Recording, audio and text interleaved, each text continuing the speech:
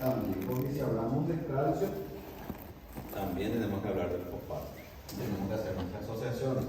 Si hay una calcitonina, hay una paratormona. Si hay paratormona con calcitonina, entre los dos regulan el calcio. Y si hablamos de calcio, tenemos que hablar también del fosfato, porque el hueso está compuesto de calcio con fosfato.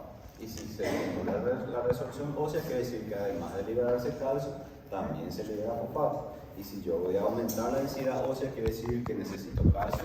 Y ahora bien, ¿dónde se producen los óvulos? Si vamos a hablar del sistema endocrino femenino, tenemos que hablar del ovario. ¿Y qué tenemos en los ovarios? Tenemos los óvulos. Están los ovocitos que están dentro de cápsulas que le llamamos folículos.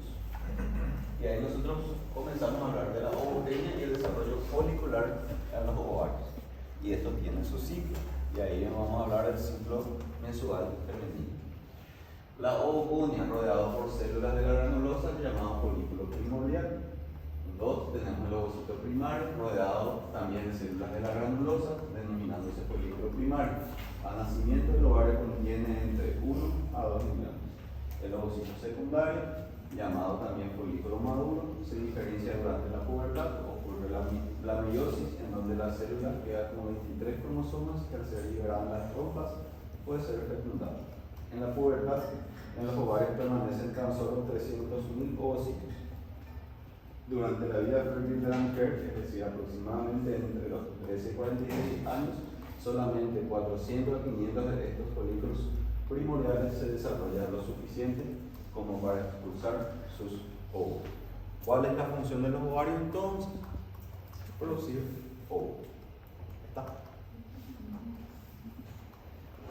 Y aparte de producir óvulos, cuando se comienzan a madurar estos óvulos que están rodeados por folículos, comienzan también a producir hormonas. ¿Y cuáles son las hormonas que producen los folículos? Estrógeno y progesterona. ¿Está? ¿Y por quién son regulados la producción de estrógeno y progesterona? O la propia maduración del folículo, que le tiene por dentro al óvulo, por LH y FSH. Y el LH y FSH sabemos que son gonadotropinas que son producidas por la hipófisis, o específicamente por las células gonadótropas presentes en la adenohipófisis. Y las células gonadótropas presentes en la adenohipófisis está a su vez regulada por la gonadoliberina u hormona liberadora de gonadotropinas en el hipotálamo. ¿Ya? Sistema hormonal femenino. Una hormona liberadora hipotalámica denominada gonadoliberina o GnRH, o la hormona liberadora de gonadotropina. Las hormonas adenohipofisiarias, hormonas foliculoestimulantes o FSH, y hormona luteinizante LH, ambas secretadas en respuesta a la hormona liberadora de gonadotropina del hipotálamo. Las hormonas ováricas, estrógeno y progesterona, secretadas por los ovarios en respuesta a las gonadotropinas. ¿Ya? Ahora entramos en el ciclo ovárico mensual. Y si hablamos del ciclo mensual femenino, tenemos que dividir en dos: lo que ocurre en el ovario y lo que ocurre en el endometrio. ¿Está? Si vamos a hablar del ciclo mensual femenino, que sería la pronunciación correcta, ciclo mensual femenino, tenemos que dividir en dos: lo que ocurre en el ovario, repito, y lo que ocurre en el endometrio. Comenzamos a hablar de lo que ocurre en el ovario. Todo empieza, o el punto central, mejor dicho, es el día 14, que es el día de la ovulación. Dijimos que todo empieza en la ovogenia, donde comienza a formarse el ovocito. ¿Está? Este ovocito está rodeado por un folículo que está dentro del ovario. Y dentro del ovario hay muchos folículos. ¿Está? Y bueno, este folículo comienza a madurar y llega a un punto de maduración en el día 14, en donde al madurar tanto la membrana del folículo se queda inestable y se rompe y libera el ovocito. ¿Dónde se va el ovocito? El ovocito se va a la trompa de falopio para una potencial fecundación. Y bueno, ¿qué pasa con lo que sobra del folículo rojo? Se convierte en cuerpo lúteo. Y el cuerpo lúteo después se va degenerando y se convierte en cuerpo albicans. Todo esto produce estrógeno y progesterona. el folículo en sí produce. Acá produce, acá sigue produciendo estrógeno y progesterona, acá sigue produciendo estrógeno y progesterona, pero llega un punto en donde este cuerpo lúteo se va atrofiando y deja de producir estrógeno y progesterona. ¿Qué quiere decir? Que desde el inicio hasta el final, acá empieza la producción de estrógeno y progesterona, pero llega a su pico allá cerca de la ovulación y después va disminuyendo hasta que ya no produce más ni estrógeno ni progesterona. ¿Cómo nosotros entendemos lo que ocurre en el ovario? Dividimos los 28 días en un día 14, el día de la ovulación, y citamos en dos fases. Todo lo que ocurre antes del día 14 y todo lo que ocurre después del día 14. Si dijimos que el óvulo o el ovocito está dentro de un folículo y este folículo antes del día 14 madura, le llamamos a la fase antes del día 14 fase folicular. ¿Ya? Todo lo que ocurre antes del día 14 nosotros le llamamos fase folicular. ¿Por qué? Porque el folículo está en maduración. Eso le da el nombre a esa fase. Después del día 14 dijimos que se rompe el folículo, libera el ovocito y lo que queda del folículo se cambia de nombre. En vez de llamarse folículo roto, nosotros le llamamos cuerpo lúteo. Y justamente eso da el nombre de la segunda fase, que es la fase lútea. Fase folicular antes del día 14, fase lútea después del día 14. ¿Estamos? Crecimiento del folículo ovárico, fase folicular del ciclo ovárico. En principio, la liberación de LH y FSH induce el crecimiento de 6 a 12 folículos y desarrolla una capa de células que lo rodea, que forma la teca externa, cuya función es proteger el folículo, y una teca interna que produce estrógeno y progesterona. Solo un folículo de estos 6 a 12 madura, llega a convertirse en un ovocito secundario por completo cada vez y los demás sufren atresia. Una vez maduro el folículo, estalla en el día 14 y libera el ovocito que se dirige a las trompas. Bueno, la FSH a su vez estimula la producción de estrógeno por el folículo en maduración y la LH estimula la producción de progesterona por el folículo en maduración. Y ahí tenemos otra asociación. Si hablamos de FSH, tenemos que pensar en estrógeno. Y si hablamos de LH, tenemos que pensar en progesterona. FSH estrógeno, LH progesterona. FSH estrógeno, LH progesterona. Progesterona LH, estrógeno, FSH. ¿Ya? FSH estrógeno, LH progesterona. Ya hablamos de la fase folicular, lo que ocurre, ¿verdad? Ahora, ¿qué es lo que ocurre en la fase lútea? Durante las primeras horas posterior a la liberación del óvulo del folículo maduro, una vez que se rompe el folículo maduro, lo que queda del folículo se convierte en cuerpo lúteo. El cuerpo lúteo, a su vez, continúa produciendo estrógeno y progesterona, específicamente la teca interna. ¿Por qué sigue produciendo estrógeno y progesterona? Porque sigue recibiendo estímulos de FSH y LH, con más progesterona que estrógeno durante la fase lútea. Con el transcurrir de los días, aproximadamente en el día 12, el cuerpo lúteo comienza a involucionar y deja de producir hormonas paulatinamente, que nosotros entendemos por paulatinamente de forma decreciente, ¿ya? Cada vez produce menos estrógeno y progesterona. Cada vez, cuando el cuerpo lúteo se va atrofiando, deja de producir estrógeno y progesterona, para pasar a convertirse justamente en corpus albicans. Y así, en la fase folicular tenemos el folículo que madura y estalla. Una vez que el folículo estalla, el ovocito sale y vuela en las trompas. Lo que queda del folículo roto pasa a llamarse, en vez de folículo roto, se llama cuerpo lúteo. Ahí empieza la fase lútea.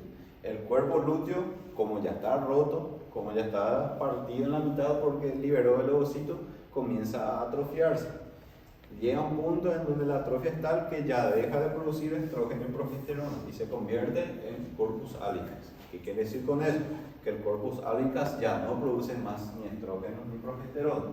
Los que producen estrógeno y progesterona es el folículo de maduración y el cuerpo lúteo. ¿Ya? Acá tenemos otro gráfico más. Fase folicular y fase lútea. En el medio tenemos el día 14. Y ahí tenemos una referencia de la temperatura corporal basal de la fase folicular y la fase lútea. Acá tenemos FSH y LH y acá tenemos estrógeno y progesterona. Y acá justamente la progesterona aumenta su secreción durante la fase lútea. Y el estrógeno aumenta más durante la fase folicular. ¿Estamos? Y justamente este aumento del estrógeno se relaciona con un aumento de la temperatura basal también, ¿verdad? ¿Qué quiere decir eso? Que cerca del día de la ovulación, la temperatura de la piel también aumenta ligeramente.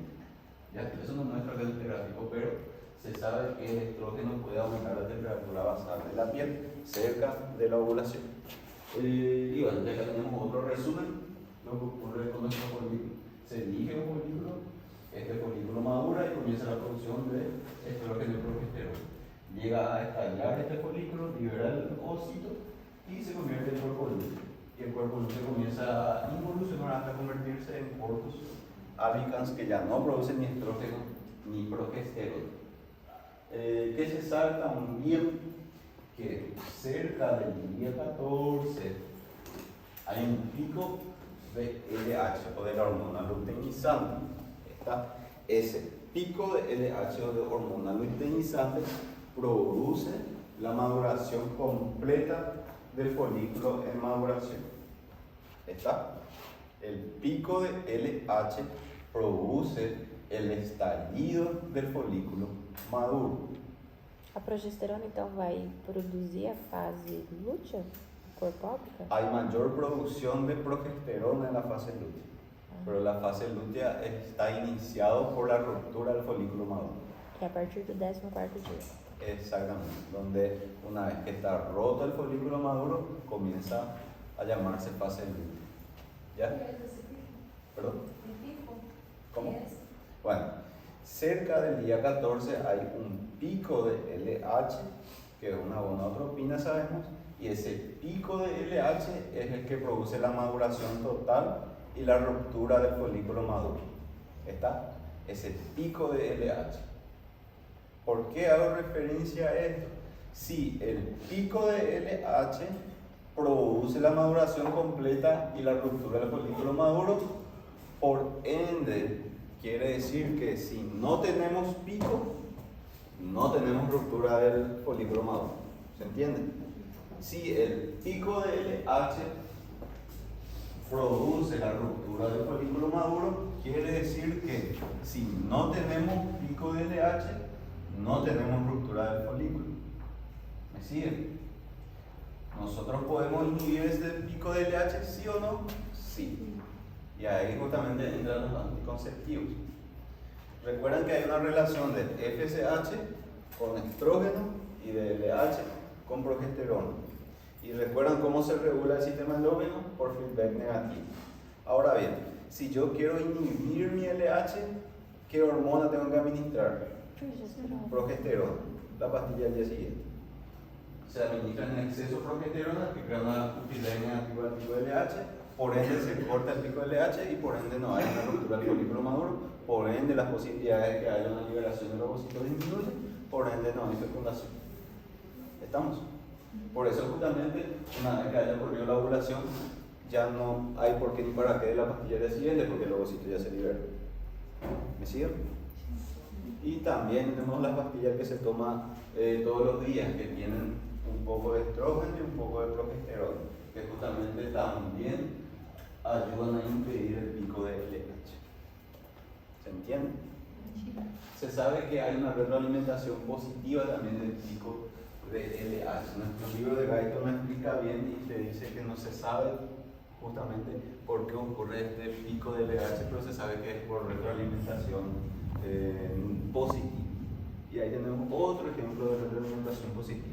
Y hasta ahora tenemos oxitocina y el pico de LH, que son causados por retroalimentación positiva. El resto, todo lo que vimos, es por feedback negativo. Después, ¿qué más? Y bueno, pregunto. El LH sabemos que estimula la producción de progesterona.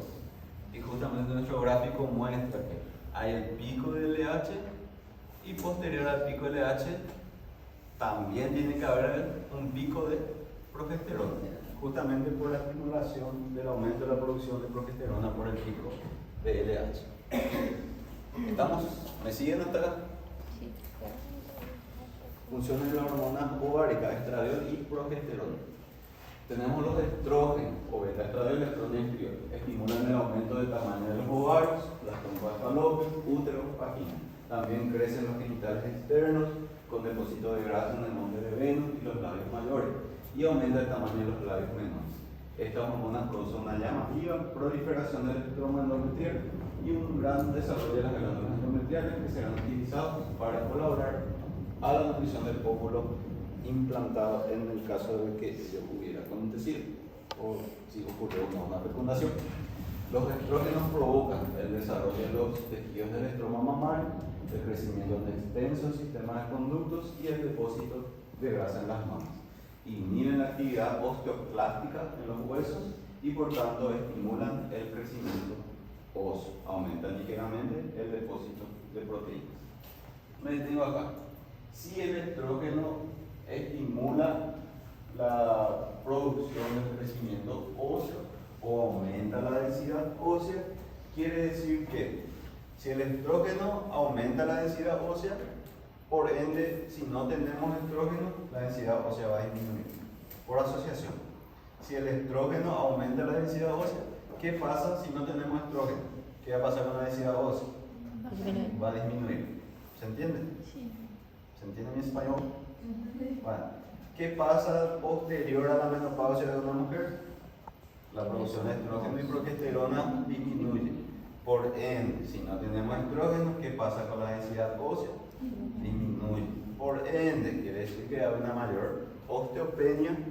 Osteopenia estoy hablando de una disminución de la densidad ósea, y cuando la osteopenia es severa, entramos dentro del contexto de una osteoporosis. Por eso, en resumen, hay mayor probabilidad de que las mujeres tengan osteoporosis posterior a la menopausia, que es el cese del ciclo menstrual femenino, justamente porque después de la menopausia hay un déficit de los estrógenos. ¿Está? Y justamente por eso se indica el consumo de calcio.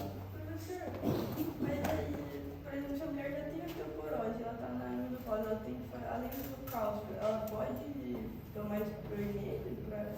Está indicado, es uno de los tratamientos justamente. Cuando tenemos una osteopenia severa y se puede indicar justamente el consumo de anticonceptivos, porque los anticonceptivos tienen estrógeno y progesterona. Es justamente uno de los tratamientos que se le puede hacer a una mujer justamente que tiene osteopenia. Aparte el consumo de calcio, aparte el consumo de vitamina D, porque sabemos que la vitamina D también aumenta la absorción de calcio por el intestino.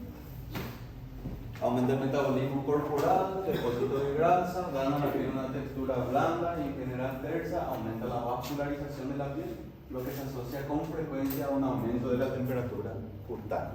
Y como vimos en nuestro gráfico, aumenta la temperatura de la piel justamente cerca del día 14 o cerca de la ovulación. Tenemos los que estallan, dentro de los cuales la progesterona es la principal. La progesterona promueve cambios secretorios en el útero y trompas. La progesterona estimula asimismo el desarrollo de los lobulillos y los alveolos mamarios, haciendo que las células alveolares proliferen, aumenten el tamaño y adquieran un carácter secretorio. La progesterona contribuye a incrementar el tamaño de las mamas. Ya hablamos de lo que ocurre en el ovario, ahora hablamos de lo que ocurre en el endometrio. ¿Qué ocurre en el endometrio? Tenemos tres fases. Una fase de proliferación del endometrio, en donde el endometrio aumenta de tamaño. Tenemos el desarrollo de cambios secretores, en donde después de aumentar el tamaño comienza a producirse glándulas secretoras dentro del endometrio, le llamamos fase secretora. Y después tenemos la descamación del endometrio. Algunos le llaman de fase isquémica antes de la menstruación en sí. Pero nosotros, o nuestro libro, solamente habla de tres fases. fase proliferativa, fase secretora y fase menstrual. Lo que ocurre en el ovario podemos dividir en dos fases: fase folicular y fase lútea. Lo que ocurre en el ovario y lo que ocurre en el endometrio lo dividimos en tres fases: fase proliferativa, fase secretora y fase menstrual. 2 ovarios, 3 endometrios. 2 fases en el ovario, 3 fases en el endometrio. ¿Se entiende mi español? Sí. 2 fases en el ovario, 3 fases en el endometrio. En el ovario, fase folicular y fase lútea. En el endometrio, fase proliferativa, fase secretora y fase menstrual. Fase proliferativa o fase estrogénica. ¿Por qué también se le llama fase estrogénica? Porque hay mayor aumento del estrógeno en esta fase. ¿Qué fase comparando con lo que ocurre en el ovario? Con la fase folicular. ¿Estamos? El estrógeno es lo que produce una proliferación del endometrio.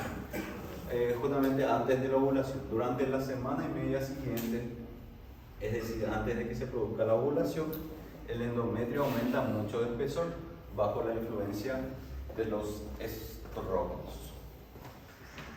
Y la fase secretora, la fase progestacional también llamada, porque en la fase secretora, comparando con la fase lútea en el ovario, hay un aumento de la secreción de progesterona por ese pico de LH que nosotros vimos que había. ¿Me sigue?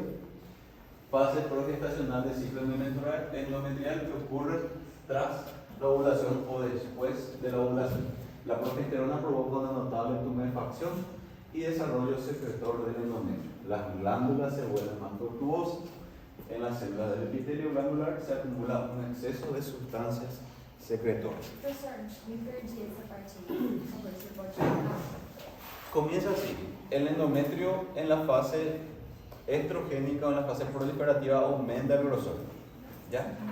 El endometrio en teoría se prepara para la implantación. ¿Qué es la implantación? El espermatozoide se une con el ovocito que fue liberado, ocurre la fecundación. Comienza a crecer ese producto de la fecundación. ¿En dónde se dirige? En el endometrio. Y en el endometrio se implanta. ¿Ya? O se planta o se queda en el endometrio. Por ende, el endometrio necesita preparar una estructura para recibir al producto de la fecundación. ¿Ya?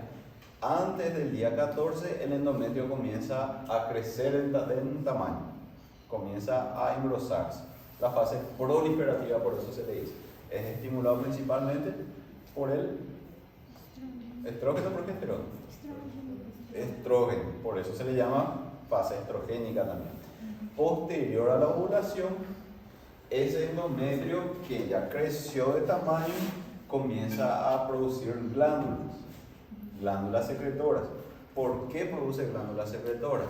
Porque cuando recibe el producto de la fecundación, el producto de la fecundación reciba soportes nutritivos o soportes de sostén para que esté creciendo o siga creciendo. ¿Ya? Por eso tiene que aumentar el tamaño del endometrio y aparte de aumentar el tamaño necesita producir también glándulas secretoras para nutrir el producto de la fecundación. ¿Me siguen? La progesterona provoca una notable tumefacción y desarrollo justamente secretor del endometrio. Las glándulas se vuelven más tortuosas, en la célula del epitelio glandular se acumula un exceso de sustancias secretoras. ¿Ya está? Sí. Y ahí tenemos la tercera fase que es la menstruación. La menstruación se debe a la caída brusca de los estrógenos y sobre todo de la progesterona al final del ciclo ovárico menstrual. Al tener un cese de las hormonas femeninas ocurre una descamación del endometrio. Durante la menstruación normal se pierden unos 40 ml de sangre y unos 35 ml más de líquido seroso en un promedio de 2 a 5 días. Si es menos, tenemos una oligomenorrea. Si no tenemos menstruación, le llamamos amenorrea. Y si tenemos más de 5 días, tenemos la polimenorrea. Y si tenemos polimenorrea. Y si tenemos más de 40 ml, tenemos la mitrorragia. Bueno, eso van a dar los químicos. Vamos a ver. Nuestro gráfico. Nosotros dijimos que nuestro folículo comienza a producir estrógeno y progesterona, ¿ya? Pero llega un punto en donde nuestro folículo pasa a convertirse en cuerpo lúteo y nuestro cuerpo lúteo en cuerpo albicans. El cuerpo albicans dijimos que ya no produce más ni estrógeno ni progesterona. Y cuando el cuerpo albicans ya no produce más estrógeno y progesterona, el endometrio llega o ya no recibe más ni estrógeno ni progesterona, ya no recibe más ningún estímulo. Tenemos la fase proliferativa donde recibe estímulo, principalmente el estrógeno. Tenemos la fase secretora donde recibe todavía estímulo, pero en predominancia de la progesterona. Pero llega un punto en donde ya no se produce más ni estrógeno ni progesterona por la atrofia del folículo, por la atrofia del cuerpo lúteo. Cuando deja de recibir estímulo del endometrio de las hormonas sexuales femeninas, comienza a haber una isquemia. ¿Por qué? Porque ya no recibe más ni estrógeno ni progesterona para seguir proliferando y secretando sustancias. Por ende, se descama el endometrio. Y cuando se descama, ocurre la fase menstrual. ¿Está? ¿Se entiende por qué ocurre la menstruación? La fase menstrual ocurre cuando ya hay un déficit de estrógeno y de progesterona, ¿ya? Y cuando no tenemos más ni estrógeno ni progesterona, el endometrio ya deja de recibir estímulo. Y cuando el endometrio ya no recibe más estímulo, la piel el endometrio se descama y cae justamente en forma de la menstruación. ¿Qué más te iba a decir? Y eso. Bueno, llega al piso y justamente acá muestra nuestro gráfico de estrógeno y progesterona. Cuando aparece el cuerpo albicans o el cuerpo lúteo deja de producir hormonas, el estrógeno y progesterona desciende por el piso. ¿Ya? Cuando desciende por el piso el estrógeno y la progesterona, el endometrio se cae. Ahora bien, por retroalimentación negativa o feedback negativo, cuando disminuye el estrógeno y progesterona, ¿qué va a pasar con el LH y el FSH? ¿Aumenta o disminuye? Va a aumentar. Y bueno, ese aumento de LH y FSH, cuando ya como este chiquitito, vuelve otra vez a cuando aumenta el LH y FSH, ese aumento produce que se vuelva a elegir un nuevo folículo. Y ese nuevo folículo comienza de nuevo todo el ciclo. Ese proceso dura 28 días en promedio y justamente por eso el ciclo menstrual femenino dura de 28 días en promedio, o de 26 a 32 días. Estamos. Por eso hay un ciclo con esa cantidad de días, porque en esa cantidad de días es donde se secreta el estrógeno y progesterona, donde llega a su ápex y después tiene su déficit. ¿Ya? Al final es todo por feedback negativo. Y un dato más, cuando se descama el endometrio, bueno, ocurre la fase menstrual, que la fase menstrual nosotros le llamamos el día 1. Está la fase menstrual, o el día 1 nosotros tenemos en el primer día de la menstruación. ¿Ya? Ahí nosotros comenzamos a contar. Esto va más para los varones porque las chicas ya saben, ¿verdad? Que el día 1 es en el primer día de la menstruación. Y ahí nosotros comenzamos a contar y justamente para ver si es regular o no, para ver justamente el ciclo mensual. ¿Se entiende? Repito otra vez, el día 1 es el primer día de la fase menstrual. Y ahí nosotros vamos contando hasta llegar al día 14 y ahí tenemos nosotros la regularidad o no y ver los días fértiles o no, que son cerca justamente de dónde, de la ovulación.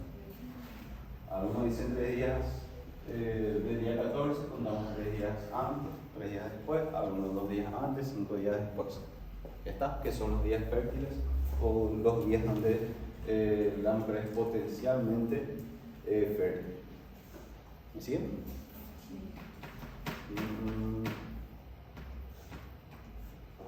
¿Cómo se regula? Ya dijimos, todo por feedback negativo, por el eje hipotálamo hipofisial. Y ahí tenemos regulación del ritmo menstrual femenino, interrelación entre las hormonas ováricas, hipotálámico hipofisial. El hipotálamo secreta hormona liberadora de gonadotropinas o gonadoliberina, lo que estimula a las células gonadótropas que producen hormona foliculoestimulante, hormona luteinizante en la adenocitosis. Y la FSH y LH ya dijimos que elige un folículo y ese folículo que eligió comienza a producir estrógeno y progesterona. La retroalimentación negativa o feedback negativo de los estrógenos y progesterona disminuye la secreción de LH o FSH. Porque ya sabemos cómo se maneja el feedback negativo, ¿verdad? Cuando hay un déficit de estrógeno y progesterona, aumenta FSH y LH. Cuando hay demasiado estrógeno y progesterona, el FSH y el LH disminuyen. Y así ocurre el feedback negativo. ¿Sí? Y bueno, este sería el eje hipotálamo hipofisial ovario. Hipotálamo hipofisial ovario. ¿Está? Y por último, tenemos el acto sexual femenino. La realización del acto sexual femenino depende tanto de la estimulación psicológica como de la estimulación táctil de los órganos sexuales femeninos externos.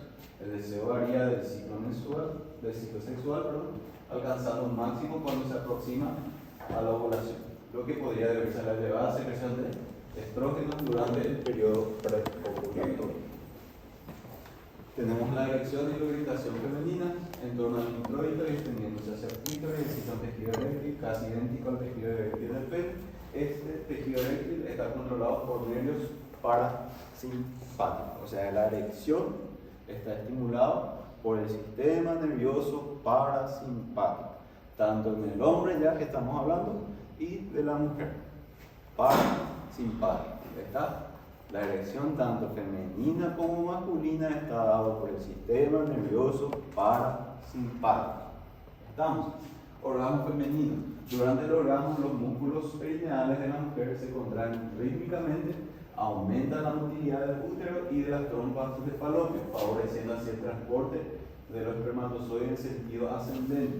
Se produce una dilatación del canal cervical durante un periodo de hasta 30 minutos, dependiendo ya de cada mujer eso.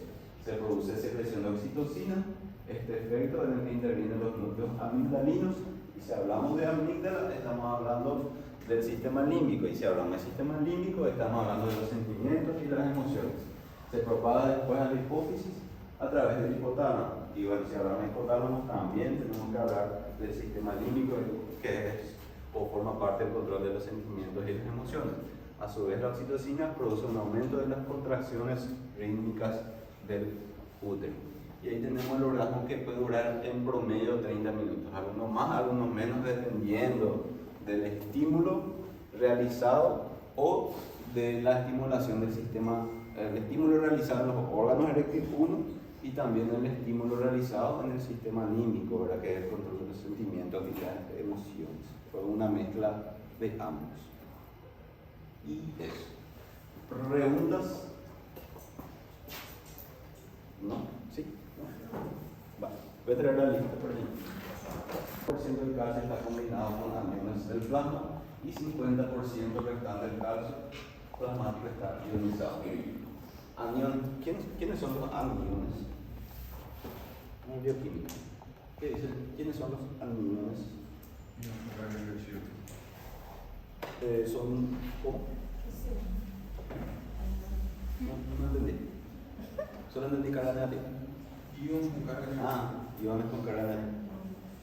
Bueno, absorción intestinal y expresión fecal de calcio.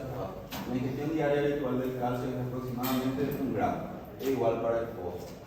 El calcio se absorbe mal en el intestino, sin embargo, la vitamina B facilita la absorción en el intestino y hace que por lo general se absorba el 35%, 350 miligramos día. El calcio restante en el intestino es eliminado por las heces. Al aparato digestivo llegan 250 miligramos día adicionales con las secreciones gastrointestinales y las células mucosas desprendidas. Por tanto, alrededor del 90% o 900 miligramos día de la cantidad diaria ingerida de calcio se elimina con las heces. Y ahí tenemos otro personaje más, nuestra vitamina D. Y ahí comenzamos a hacer otra vez la asociación. Si pienso en calcitonina, tengo que pensar en la paratormona. Si pienso en calcitonina, paratormona, tengo que pensar en el calcio. Si pienso en el calcio, tengo que pensar en el fosfato. Y si pienso en todo eso, no puedo olvidarme de la vitamina D también. ¿Ya? Excreción renal de calcio y fosfato. Aproximadamente el 10%, 100 miligramos de calcio se elimina con la orina. Cerca del 90% del calcio del filtrado glomerular se reabsorbe de los túbulos proximales, ascendentes y la porción inicial de los túbulos distales. El hueso y su relación con el calcio y el fosfato extracelular. El hueso se compone de matriz orgánica del hueso y sales óseas. ¿Cómo está compuesta la matriz orgánica del hueso? Está compuesto por colágeno y la sustancia fundamental que son los proteoglicanos, entre los cuales tenemos ácido hialurónico y convertido sulfato. Y ya sabemos, porque ya vimos al comienzo del año, que el principal proteoglicano es el ácido hialurónico. ¿Qué decimos o qué sabemos? Que las sales óseas están compuestas principalmente por calcio y fosfato, y a esto le denominamos hidroxiapatita. Hueso es igual a matriz orgánica más sales óseas. Sales óseas más matriz extracelular o matriz orgánica es igual a hueso. De la misma forma que tirosina más yodo es igual a T3, T4. Podemos decir también que el hueso es igual a matriz orgánica más sales óseas. ¿Cómo se calcifica el hueso? ¿Quiénes juegan en este rol? Los osteoblastos. Producen colágeno y la sustancia fundamental. La acumulación de esto es denominado osteoide. En los osteoides se depositan sales de calcio para producir hidroxiapatita y así formar el hueso. O sea que por encima de esta matriz orgánica o esta matriz extracelular se depositan los sales óseas, que están compuestas por calcio y fosfato, y así se forma la hidroxiapatita y así se forma el hueso. Y bueno, un poco de esto. A medida que se forma el osteoide, algunos de los osteoblastos quedan atrapados en su interior y entran en una fase de quiescencia o lo mismo una fase de reposo, pasando a llamarse osteocitos. Los osteocitos se ven mucho en histología y un poco dentro con el microscopio. Depósito y resorción del hueso, remodelación del hueso. Depósito de hueso por los osteoblastos y resorción del hueso, fusión de los osteoblastos. Los osteoblastos construyen y los osteoblastos destruyen. Los osteoblastos construyen y los osteoclastos destruyen. ¿Ya? Y ahí podemos hacer nuestra relación. ¿Quién aumenta y quién disminuye el calcio sérico? ¿Quién va a aumentar el calcio sérico? El que destruye. Los osteoclastos aumentan el calcio sérico y los que construyen van a disminuir el calcio sérico. ¿Está? Los osteoblastos disminuyen el calcio sérico o tienen la capacidad de disminuir el calcio sérico, y los osteoclastos tienen la capacidad de aumentar el calcio sérico. Y esto a su vez es estimulado por dos tipos de hormonas, calcitonina y PTH. La calcitonina disminuye el calcio sérico estimulándole a los osteoblastos, y la paratormona o PTH u hormona paratiroidea le estimula a los osteoclastos causando un aumento del calcio sérico. ¿Se entiende? Y acá tenemos la vitamina D. El colecalciferol vitamina D3 se forma en la piel gracias a los rayos ultravioletas. El colecalciferol se convierte en 25 hidroxicolecalciferol en el hígado, y el 25 hidroxicolecalciferol se convierte en 1.25 hidroxicolecalciferol en los riñones y es controlado por la hormona paratiroidea. ¿Qué quiere decir? Se forma en la piel la vitamina D, pero tiene su proceso para activarse. Se forma en la piel, de la piel pasa al hígado y del hígado pasa al riñón. Pero para formarse la vitamina D se necesita de rayos ultravioleta. ¿Está? Todas las vitaminas necesitan de un agente exógeno. Todas las vitaminas, excepto la vitamina D, se ingieren con la alimentación. Vitamina A, B, C, E. ¿Está? Pero la vitamina D no se ingiere con la alimentación, pero se necesita de un agente exógeno para su formación. Por eso está dentro del grupo de las vitaminas. Si no hay rayos ultravioleta, no se produce vitamina D. ¿Me sigue? Funciones de la vitamina D: estimula la producción de calvindina, proteína fijadora de calcio, que estimula la absorción de calcio en el intestino. La vitamina D facilita la absorción de fosfato en el intestino también, reduce la excreción renal de calcio y fosfato y estimula la resorción ósea. Hormona paratiroidea. El ser humano posee 4 glándulas paratiroideas situadas inmediatamente por detrás de la glándula tiroides. Están compuestas sobre todo por células principales y células auxiliares. Y las células principales son las que producen PTH o PTH. Efecto de la PTH sobre el calcio y fosfato: moviliza la resorción del calcio y fosfato en el hueso, reduce la excreción renal de calcio, aumenta la excreción renal de fosfato para la regulación del fosfato, para que no haya en exceso. La mayor absorción de calcio tiene lugar sobre todo en la parte final de los túbulos dentales y en los túbulos colectores, y en la parte proximal de los conductos colectores, quizá con una contribución menor de las ramas ascendentes de la asa de Esto vamos a ver. Incrementa la absorción intestinal de calcio y fosfato. Ahora, la calcitonina. La calcitonina es una hormona peptídica secretada por las glándulas tiroides que tiende a reducir las concentraciones plasmáticas de calcio. En general, sus efectos se oponen a los de la PTH. La síntesis y secreción de calcitonina tiene lugar en las células parafoliculares o células C, situadas en el líquido intersticial en la glándula tiroides. El ascenso de la concentración plasmática de calcio estimula la secreción de calcitonina. La calcitonina reduce la concentración plasmática de calcio. Todo es por feedback negativo. O la regulación es por feedback negativo. El exceso de calcio estimula la liberación de calcitonina para que disminuya la concentración de calcio. Si reduce mucho la concentración de calcio, también va a reducir la calcitonina. O sea, todo es por feedback. Y ahí aparece también el PTH y entre estos se regulan justamente. Y por último, para no dejar pasar, tenemos los dientes. Está compuesto por el esmalte, que es el revestimiento de la superficie externa de los dientes, formado por los neuroblastos, que es un tipo de osteoblastos. Tenemos la dentina, que es el cuerpo principal del diente, está constituida en su mayor parte por cristales de hidroxiapatita similares a los del cuerpo. Tenemos el cemento, que es la parte de la base del diente, sustancia ósea secretada por las células de la membrana periodontal que reviste el alveolo dental. Y la pulpa, la cavidad interna de cada diente está llena de pulpas compuestas por tejido conjuntivo con abundante provisión de fibras nerviosas, vasos sanguíneos y linfáticos. ¿Estamos? Y eso es todo en cuanto a paratiroides. Ahora entramos